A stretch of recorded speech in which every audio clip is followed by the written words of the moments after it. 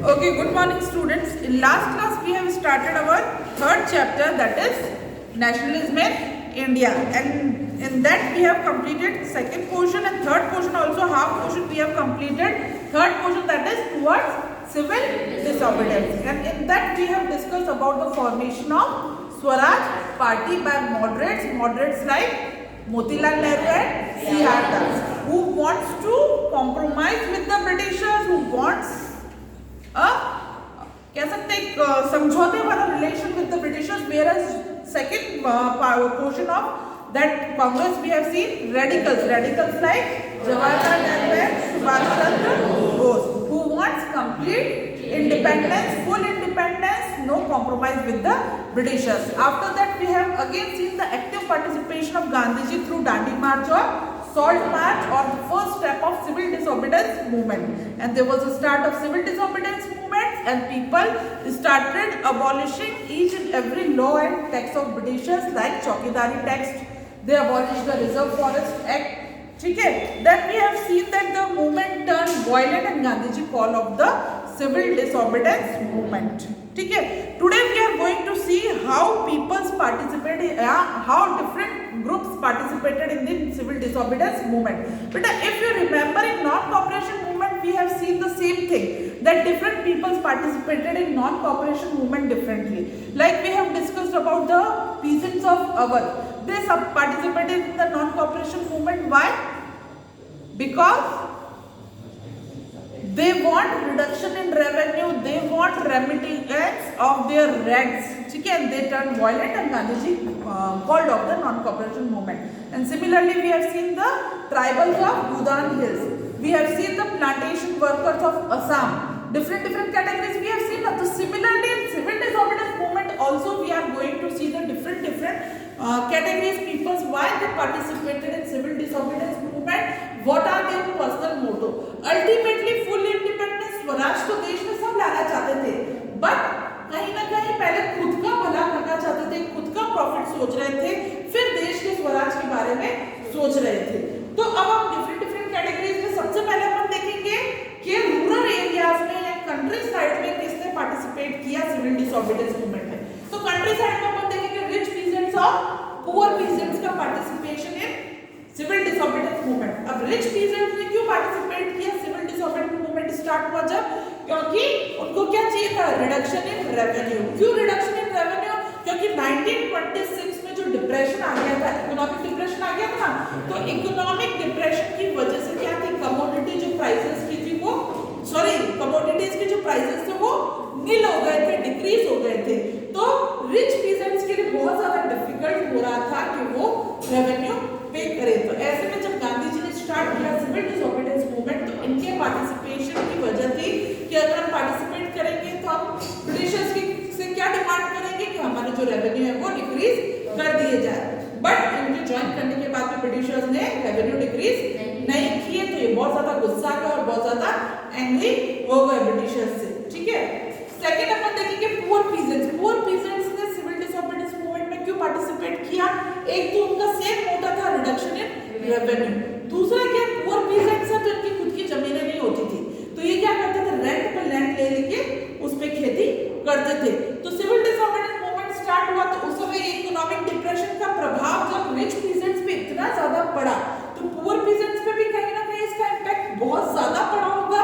तो poor peasants इस condition पे थे कि वो रेवेन्यू तो क्या रेंट भी पे नहीं कर पा रहे, तो इन्होंने ज्वाइन किया सिविल डिसोबीडियंस मूवमेंट ताकि कि जो रेंट है वो लैंडलॉर्ड को से माफ हो जाए.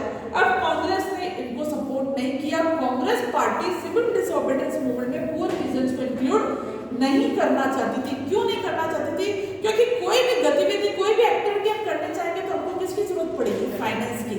और फाइनेंसर्स कौन थे, रिच पीजेंट्स. कांग्रेस पार्टी को फाइनेंस करते थे बायकॉट करने में या कोई भी एक्टिविटी में, जो सारे रिसोर्सेज प्रोवाइड करते थे वो प्रोवाइड करते थे रिच पीजेंट.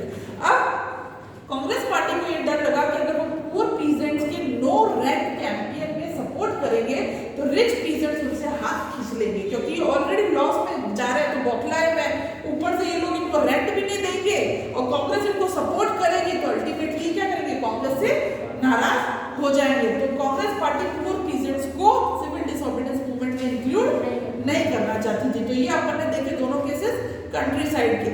प्लस एक बात और देख लेते हैं, मैंने आपको बोला था कि जो सिविल डिसोबीडियंस मूवमेंट है वो 2 बार लॉन्च हुआ था, एक बार लॉन्च होके बंद हुआ फिर रीलॉन्च हुआ। तो जब फर्स्ट टाइम लॉन्च हुआ तब तो रिच पीसेंट्स ने एक्टिवली पार्टिसिपेट किया सिविल डिसोबीडियंस मूवमेंट में। सेकंड टाइम उन्होंने पार्टिसिपेट नहीं किया। क्यों नहीं किया? क्योंकि first time civil disobedience movement start होके ऑल ऑफ सडन जो ये चाहते थे, इनकी डिमांड थी रिडक्शन इन रेवेन्यू, वो फुलफिल नहीं हुई और गांधी जी ने अपनी मर्जी से मूवमेंट को बंद कर दिया। तो इनको लगा कि भाई जो हम चाहते वो तो हो ही नहीं रहा, तो हम बार-बार मूवमेंट में पार्टिसिपेट क्यों कर रहे हैं। इसलिए जब गांधी जी ने रीलॉन्च किया सिविल डिसोबीडियंस मूवमेंट तो इन लोगों ने दूसरी बार इतना इंटरेस्ट नहीं दिखाया, नहीं जो है पुअर पीसेंट्स ने इंटरेस्ट नहीं दिखाया, क्योंकि फर्स्ट टाइम में उनको कुछ नहीं मिल रहा था, कांग्रेस उनको सपोर्ट नहीं कर रही थी, तो सेकंड टाइम में पार्टिसिपेट करके करेंगे क्या। अब केस देख रहे हैं अपन टाउन्स के, कि टाउन में किन किन लोगों ने जो है सिविल डिसोबीडियंस मूवमेंट में किस मोटो के साथ जो है पार्टिसिपेट किया। तो बिजनेस क्लास पीपल्स ने क्यों पार्टिसिपेट किया सिविल डिसोबीडियंस मूवमेंट में, कि ताकि इंपोर्ट जो फॉरेन गुड्स आ रहे हैं इंडिया में उन पे रिस्ट्रिक्शंस लग सके। अब अपने फर्स्ट वर्ल्ड वॉर में क्या देखा था कि फर्स्ट वर्ल्ड वॉर में जब इंग्लैंड और जो यूरोपियन कंट्रीज थी वो बिजी थी फर्स्ट वॉर लड़ने में, तो इस दौरान जो है हमारी इंडियन इंडस्ट्रीज धीरे धीरे फ्लोरिश होने लगी, उनका ट्रेड इंक्रीज होने लगा। तो एक किसी चीज की आदत लग जाती ना, तो यहाँ पे इंडियन जो हाई क्लास बिजनेसमैन थे उन्होंने जब इतना प्रॉफिट रेज होते देखा तो उनको महसूस हुआ कि अगर फॉरेन गुड्स स्टॉप हो जाते हैं तो हम इंडिया को इतना अच्छा फ्लोरिश, इंडिया में हमारा जो बिजनेस है वो अच्छा फ्लोरिश हो सकता है। तो अब ये क्या चाहते थे सिविल डिसोबीडियंस मूवमेंट से कि फॉरेन गुड्स पे रिस्ट्रिक्शंस लगे, ठीक है। और इसके लिए बिजनेस क्लास में 2 ऑर्गेनाइजेशंस भी बनाई, अपन पढ़ेंगे, FICCI पढ़ेंगे और एक और ऑर्गेनाइजेशंस बनी जिनके की हाई क्लास बिजनेसमैन लीडर्स थे, GD बिरला और पुरुषोत्तम दास ठाकुरदास, ठीक है, जिन्होंने इन दोनों ऑर्गेनाइजेशंस को लीड किया और ब्रिटिशर्स के खिलाफ वॉइस रेज की। और इन लोगों ने क्यों ज्वाइन किया पता चल गया, क्योंकि ये क्या चाहते थे, इंपोर्ट रिस्ट्रिक्शंस चाहते थे। अब इन्होंने भी first time civil disobedience movement में पार्टिसिपेट किया, सेकंड टाइम में इन्होंने भी इंटरेस्ट नहीं दिखाया। क्यों? क्योंकि उनको लग रहा था कि सिविल डिसोबीडियंस से फायदा कुछ नहीं हो रहा, नुकसान हो रहा है। नुकसान क्या हो रहा है कि जो मूवमेंट है शुरू तो पीसफुल वे में हो जाता है, बट आगे जाके क्या टर्न हो जाता है, वॉयलेंट टर्न हो जाता है। वॉयलेंट टर्न होने से देश में क्या है, हर जगह हड़ताल, स्ट्राइक, रुकावट हो जाती है, तो बिजनेस भी ठप हो जाता है। तो फायदा कुछ नहीं हो रहा, बिजनेस में नुकसान हो रहा है वॉयलेंट एक्टिविटीज की वजह से। तो सेकंड टाइम जब सिविल डिसोबीडियंस मूवमेंट स्टार्ट हुआ तो इन्होंने पार्टिसिपेट उतना एक्टिवली नहीं किया। अब आ जाते हैं इंडस्ट्रियल वर्कर्स। तो जैसे यहाँ पे पुअर पीसेंट्स की हालत थी, यहाँ पे इंडस्ट्रियल वर्कर्स की थी। इनकी डिमांड थी कि इनकी वर्किंग कंडीशन में सुधार आए, इनके वेजेस जो अच्छे हो, वर्किंग आवर्स डिक्रीज हो। बट जिस तरह से कांग्रेस यहाँ पे पुअर पीसेंट्स को सपोर्ट नहीं कर रही थी, वहाँ पे वर्किंग क्लास को सपोर्ट नहीं कर रही थी। अगर उनको सपोर्ट करेंगे तो फाइनेंसर्स हाथ खींच लेंगे। ये दोनों फाइनेंसर्स थे कांग्रेस के, आ रही है बात समझ में, तो इनको इंपॉर्टेंस नहीं दी। बट एक आध जगह का अपन एक आध स्टेट का एग्जांपल देखेंगे जिन्होंने कांग्रेस के सपोर्ट न करने के बाद भी निस्वार्थ भाव से जो है सिविल डिसोबीडियंस मूवमेंट पार्टिसिपेट किया, क्योंकि वो गांधीयन प्रोग्राम्स के, गांधीयन फिलोसॉफी के खतरनाक फॉलोअर्स थे। लाइक अपन एग्जांपल देखेंगे नागपुर का। नागपुर के जो इंडस्ट्रियल वर्कर्स थे उन्होंने अपनी इच्छा से सिविल डिसोबीडियंस मूवमेंट में विदाउट एनी कंडीशन पार्टिसिपेट किया, क्योंकि वो गांधी जी के फॉलोअर थे। उन्होंने बाइकआउट किए फॉरेन गुड्स को, ठीक है। फिर लास्ट में हम देखेंगे पार्टिसिपेशन ऑफ वुमेन। वुमेन्स ने क्यों पार्टिसिपेट किया सिविल डिसोबीडियंस मूवमेंट में, क्योंकि वुमेन्स सोचते थे जिस तरह से पूजा करना एक हमारा धर्म है, वैसे देश की सेवा करना, देश की पूजा करना हमारा सेक्रेड ड्यूटी है, हमारा धर्म है। तो वो सोचते थे कि हमको चाहे कोई बोले चाहे नहीं बोले, ये हमारा धर्म है कि हमको पार्टिसिपेट करना चाहिए। तो कहीं ना कहीं गांधी जी को अच्छा भी लगता था कि भाई पार्टिसिपेशन होना चाहिए।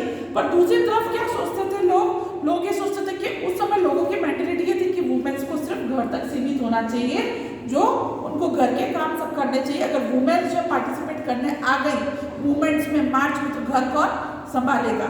तो गांधी जी और अदर जो कांग्रेस लीडर्स थे वो वुमेन से क्या चाहते थे कि सिर्फ सिंबॉलिक एक मॉरल सपोर्ट दे दो, एक्टिव पार्टिसिपेशन की जरूरत वुमेन्स की जरूरत नहीं है, ठीक है। तो इस तरीके से डिफरेंट ग्रुप्स ने जो है सिविल डिसोबीडियंस को इस तरीके से देखा। क्लियर है? अब रीड करते हैं बेटा।